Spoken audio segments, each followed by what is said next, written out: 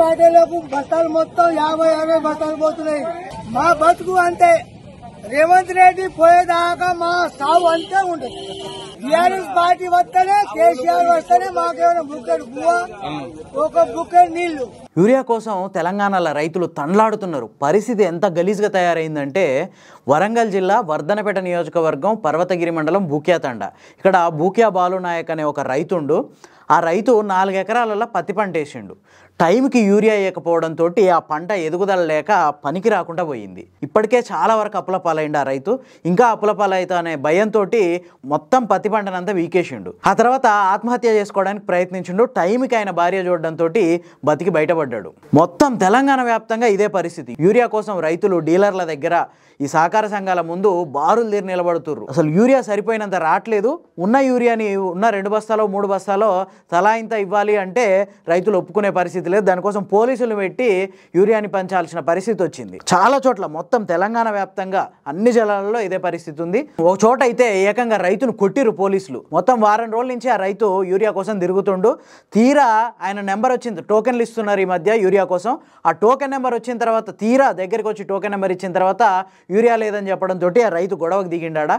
గొడవకు దిగేసరికి అక్కడున్న పోలీసు చెంప మీద కొట్టిండు ఆ రైతుని. పరిస్థితి ఇంత దారుణంగా తయారైంది. ఒక దిక్కు యూరియా కోసం రైతులు ఇట్లా కష్టాలు పడుతుంటే, ఇంకో దిక్కు ఉత్తర తెలంగాణలో వర్షాలు వరదలు బీభత్సం సృష్టిస్తున్నాయి. ఆల్మోస్ట్ కామారెడ్డి, మెదక్ జిల్లాలలో అయితే రైతులు తీవ్రంగా నష్టపోయారు. మంచిగా పంట నాట్లయ్యి పంట మంచి ఎదుగుతున్న టైంలో వరదలు వచ్చి మొత్తం కొట్టుకుపోయింది. రూపాయి కూడా చేతికొచ్చే పరిస్థితి లేదు అక్కడ. మెదక్, కామారెడ్డి జిల్లాలలో రైతులు దారుణమైన పరిస్థితుల్లో ఉన్నారు. ఇది ఇట్లా ఉంటే ఇంకో దిక్కు విషజ్వరాలు, మొత్తం నీళ్లు ఎక్కడికక్కడ నిలిచిపోయి దోమలు వ్యాప్తి చెంది డెంగీ లాంటి విషజ్వరాలు వ్యాప్తి చెందుతున్నాయి. ఇప్పటి వరకు కూడా దీని మీద ఒక సమీక్ష లేదు, ఒక కార్యాచరణ లేదు, దీని మీద ఎట్లా ముందుకెళ్తామనే ప్రణాళిక లేదు, ఏం లేదు. ఇది ఇట్లుంటే ఇంకో దిక్కు రేపటి నుంచి అసెంబ్లీ సమావేశాలు మొదలవబోతున్నాయి. గ్రౌండ్ లెవెల్లో ఉండి ఈ పరిస్థితులన్నీ చక్కదిద్దాల్సిన ఎమ్మెల్యేలు, మంత్రులు అంతా రేపటి నుంచి వచ్చి అసెంబ్లీలో కూర్చుంటారు. పరిస్థితి ఇంకా దిగజారిపోయే అవకాశం ఉంది.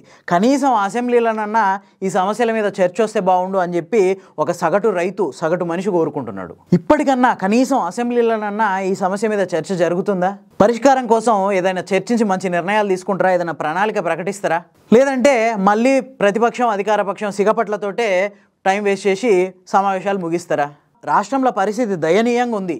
ఇట్లాంటి పరిస్థితులల్లో అధికార పక్షం కానీ ఇటు ప్రతిపక్షం కానీ రెండు బాధ్యతాయుతంగా వ్యవహరించి ఈ సమస్యల మీద ఖచ్చితంగా చర్చించి వీటి పరిష్కారానికి నిర్ణయాలు తీసుకోవాల్సిన అవసరం ఉంది. అంతే తప్ప ఈ సమస్యలన్నిటిని డైవర్ట్ చేయడానికి ఏదో ఒక పాత సమస్య ముందలేసుకొచ్చి దాని మీదనే కొట్లాడి దాని మీదనే మొత్తం సిగపట్లు బట్టి ఇష్యూని డైవర్ట్ చేసే ప్రయత్నం చేయొద్దు. మీ రాజకీయాలు తర్వాత అయినా చూసుకోవచ్చు. ప్రజల తరఫున, రైతుల తరఫున ఇది ఒక హంబల్ రిక్వెస్ట్.